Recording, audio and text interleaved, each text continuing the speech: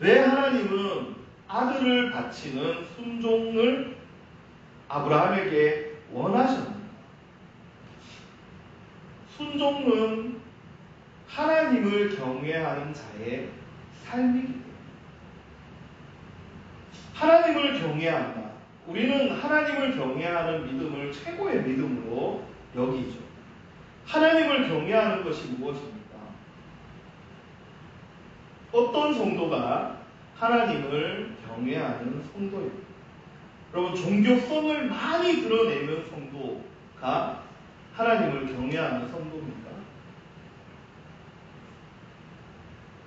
우리는 종교성을 많이 드러내는 사람. 예전 같으면 길을 걸을 때도 성경을 들고 가. 새벽 예배, 새벽 기도회, 수요 기도회, 금요 기도회, 밤마다 교회 나와서. 여러분, 그것으로만 그 사람이 하나님을 경외한다라는 것은 하나님의 평가 기준에 그러한 것은 들어가 있지 않습니다. 하나님을 사랑하고 믿음이 좋은 사람, 영성이 깊은 사람, 하나님을 경외하는 사람, 여러분, 그것은 결코 종교성을 드러내는 것으로 하나님께서 평가하시지 않는다는 것입니다. 저는 어제 총신신학대학원 은사이신 이상훈 교수님으로부터 장문의 문자를 받았습니다. 제가 옹교회를 개척한 상황도 아시고, 근데 어제 목사님께서 어느 교회에 가서 설교를 하면서 해야 되는데, 오늘 주일이죠. 그래서 설교를 준비하면서 너무 마음에 와닿는 내용이 있는데 저한테 꼭 하고 싶은 얘기였다라고 해서 설교문을 캡처를 어느 부분까지 해서 저에게 보내주셨습니다. 근데 다 지금 소개할 수는 없으니까 제가 5가지로 정리를 해봤습니다. 하나는 뭐냐? 개척을 했으니까 교회다운 교회를 만들어가야 돼요. 그러니까 그분의 말은 이 땅에 교회다운 교회가 별로 없다는 거예요. 하나님이 뭘 원하시고 무엇을 평가하시려고 하시는지 교회가 모르고 있다. 그러면서 잘못된 방법으로 하나님으로부터 평가를 받고 잘못된 방법으로 부흥을 시도하는 것을 조심해라 라고 저에게 이야기해 주셨습니다. 그러면서 찰스 스펄전의 설교의 한 부분을 저에게 보내주셨는데 제가 그 부분에서 조금 발췌를 하면 이런 내용이 있습니다. 그리스도인들의 생명 있는 경건은 단순한 흥분이나 많은 사람이 모인 집회, 발을 구르는 행위, 강단을 두드리는 행위, 무지한 열심에서 나오는 열정적인 외침으로 되살아나지 않습니다. 그러니까 교회는 이런 감정적이고 어떤 사람의 열정으로 되살아나지 않는다는 것. 이러한 것들은 죽은 영혼들 사이에서 일어나는 부흥의 전형적인 방법일 뿐이며 살아있는 성도를 소생시키기 위해서는 다른 방법이 필요합니다. 이게 찰스 스펄전의 설교의 한 부분이었습니다. 그러면서 교수님이 성령께서 살아있는 진리를 통해서 말씀으로 우리 마음에 임하시면 비로소 우리가 소생될 수 있다. 그러니까 교회다운 교회를 세워가라는 이 도전이 세상의 사람들이 말하는 이렇게 하면 부흥한다라는 것 따라가지 말고 성령의 말씀을 성도들에게 줄 수 있는 교회를 만들어야 한다는 내용입니다. 그러면서 이런 말씀을 해주셨습니다. 하늘의 불꽃의 참된 생명력은 성령에서 나오며 주님의 제사장, 목사들, 이방의 불을 경계해야 합니다. 하나님의 불을 받아야지 이방의 방법의 불을 경계하라는 겁니다. 제사장 중에 다른 불을 가지고 하나님께 나아갔다가 죽었던 사람들이 있죠. 이 불을 경계하라는 거죠. 그러면서 마지막으로 저에게 권면해 주시기를 초기의 방향을 잘 잡으십시오. 라는 그러한 글을 저에게 보내주셨습니다. 여러분, 현대의 이 교회들은 음악과 감성 터치, 또 많은 군중을 모이게 하는 다양한 프로그램, 거대한 예배당 등 하나님께서 주시는 신령한 복이 아니라 다른 것으로 부흥을 흉내내는 시대 속에서 우리는 살아가고 있습니다. 그래서 분별해야 됩니다. 그런 교회들이 큰 문제인 것처럼 18세기 스펄전 목사님께서 목회하시던 때도 거짓된 행위로 부흥을 모방하거나 자신들이 더 영적인 성도라는 것을 드러내려고 했던 사람들이 많다라는 거죠. 여러분, 마찬가지입니다. 하나님을 경외하는 가치, 최고의 가치. 하나님은 하나님을 경외하는 성도를 존중하고 사랑하고 하나님께서 복으로 이끌어 주시는데, 하나님을 경외한다라는 기준을 사람 입장에서 기준을 세워서는 안 된다는 거죠. 대표적으로 종교성을 많이 드러냅니다. 방언을 못합니다. 그것으로 하나님을 경외한다라는 표준이 될 수가 없다. 우리 말씀을 한번 보겠습니다. 성경 봐주시면 될 것 같습니다. 12절 말씀 시작. 사자가 이르시되 그 아이에게 내 손을 대지 말라. 그에게 아무 일도 하지 말라. 내가 내 아들 내 복자까지도 내게 아끼지 아니하였으니 내가 이제야 내가 하나님을 경외하는 줄을 아노라. 아멘. 하나님께서 아브라함을 통하여서 하나님을 경외하는 믿음을 인정해 준 것은 아들 이삭을 번제로 바치라는 하나님의 말씀에 그대로 순종했을 때 하나님께서 여호와를 하나님을 경외하는 믿음으로 인정해 주셨다는 거예요. 그러니까 하나님 경외를 다양한 방법으로 우리는 나타내려 해서는 안 된다는 거죠. 여러분, 교회 다니는 사람 여기 예배당에 앉아서 예배 시간에 얼마든지 인내심을 가지고 강의를 듣듯이 집중하며 들을 수 있습니다. 그 모습 바라보면서 우리는 그 사람의 믿음을 평가할 수가 없는 거예요. 그렇다면 무엇으로 평가할 수 있습니까? 가장 핵심적인 것은 여호와를 경외하는 자의 순종입니다. 순종은 정말 어렵습니다. 아브라함도 마찬가지고 우리도 하나님 앞에 순종하며 살아가는 것은 매우 힘든 일입니다. 하나님을 경외하지 않으면 불가능한 거죠. 그런데 오히려 지금 이 시대의 교회와 성도들은 힘들고 어려운 방법들은 교묘하게 감싸버리고 오히려 가장 쉬운 방법을 채택해서 자기 만족도 채우고 신앙생활에 인정도 받으려고 하는 그러한 아픔, 그러한 어리석음에 빠져 있다. 그래서 요즘 성도들은 어려운 말씀을 배우려고 하지 않습니다.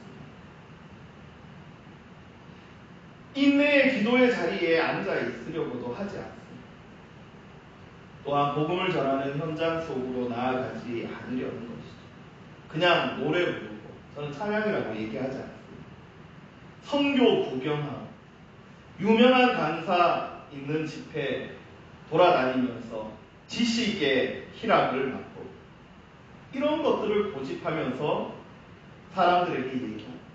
나는 여호와를 경외한다. 내 믿음은 이 정도.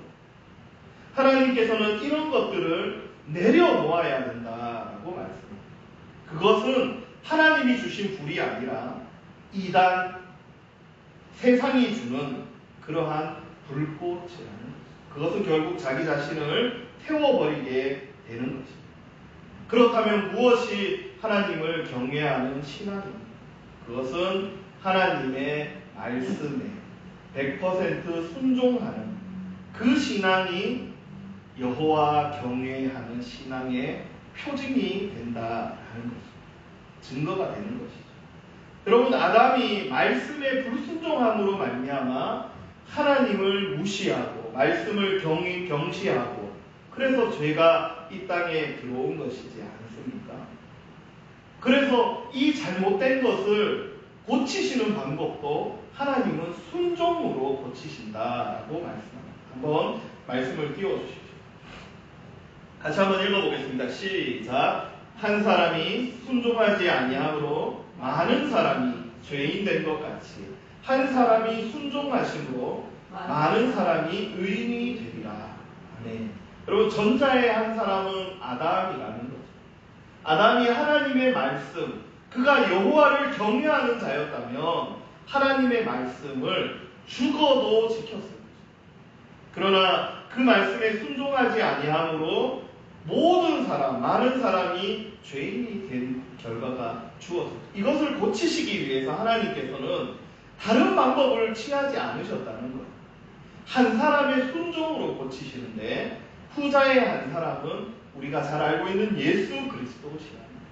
그분의 순종, 무엇을 순종하셨습니까? 이 땅에 더러운 인간의 몸을 입고 오셨다.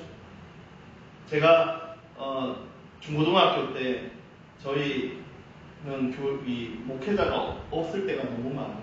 어떤 집사님이 우리 중고등부 설교를 해주셨는데 우리를 향하여서 하나님이 보실 때에는 우리가 그냥 꾸물꾸물거리는 벌레 수준의 존재라는 사실. 그래서 제가 그때 초신자였는데 설교를 들으면서 막 화가 나요. 내가 어떻게 벌레야?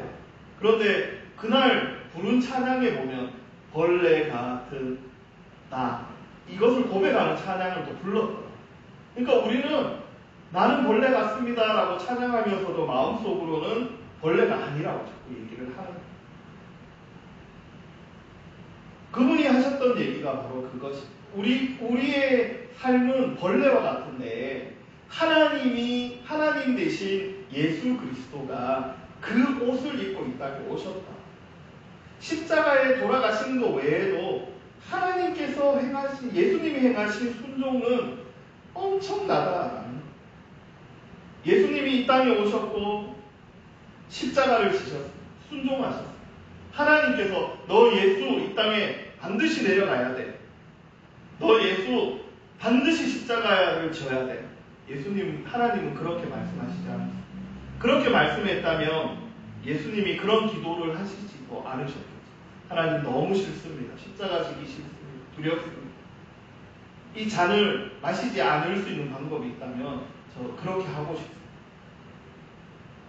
하나님께서 아브라함에게 청유하듯이 네 아들을 나에게 줄 수 있느냐라고 말했듯이 하나님도 예수 그리스도를 향하여서 너 나를 위해서 죽을 수 있니? 저들을 위해서 죽을 수 있니? 하셨다.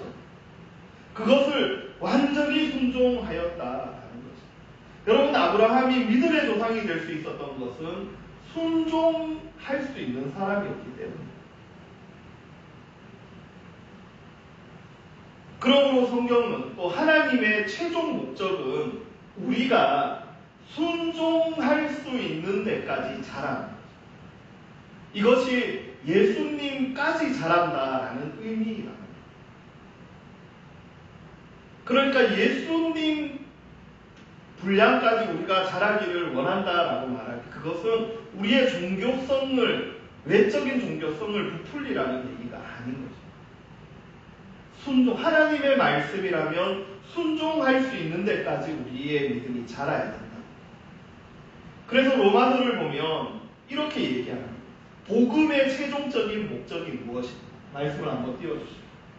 같이 한번 읽겠습니다. 시작. 그로 말미암아 우리가 은혜와 사도의 직분을 받아 그의 이름을 위하여 모든 이방인 중에서 믿어 순종하게 하나니. 아멘. 사도 바울이 로마에 가서 복음을 전하기를 원하는데 그 이유는 뭐냐 하면 그들이 믿어서 최종적으로는 어떻게 해야 돼요? 순종하는 존재가 되어요. 우리는 그 순종의 기준을 나에게 다 맞춰놓고 하나님 여기까지입니다. 요거 이상은 원하지 마십시오. 라고 말합니다. 여러분, 로마서는 신학적 성격이 강합니다. 그래서 이 로마서 안에 복음의 다양한 모습들을 담아 두었습니다. 그러면서 로마서를 시작하는 1장에서 복음과 믿음의 최종적인 단계가 순종에 이르는 것이라고 얘기합니다. 마찬가지로 로마서는 16장까지 있는데 16장 마지막에도 이렇게 말씀합니다. 넘겨주십시오. 같이 한번 읽겠습니다. 시작. 이제는 나타내신 바 되었으며 영원하신 하나님의 명을 따라 선지자들의 글로 말미암아 모든 민족이 믿어 순종하게 하시려고 알게 하신 바 그 신비의 계시를 따라 된 것이니 이 복음으로 너희를 능히 견고하게 하시니. 여러분, 이 순종이 예수 그리스도의 순종, 아브라함의 순종이 이제 우리의 순종이 되도록 하기 원하신다. 이것이 복음의 최종 단계에 우리가 서야 할 모습이라는 거죠. 자, 이 순종은 사람에게 하는 순종이 아닙니다. 목사에게 할 필요도 없고 또 누군가에게 할 필요도 없습니다. 오히려 하나님의 말씀에 대한 순종. 여러분, 하나님의 말씀에 순종하려면 얼마나 우리가 아파야 되는지 아십니까? 성도가 성경을 읽어야 하는 것도 바로 그 이유에 있습니다. 여러분, 주보에 성경을 읽자라. 여러분, 읽어야 돼요. 왜냐하면 하나님의 뜻과 말씀을 우리가 어떻게 하면 그 방향성을 알아야 하기 때문에 우리가 말씀을 통하여 하나님의 뜻과 그 방향성을 알 때 비로소 우리는 순종하게 되는 거죠.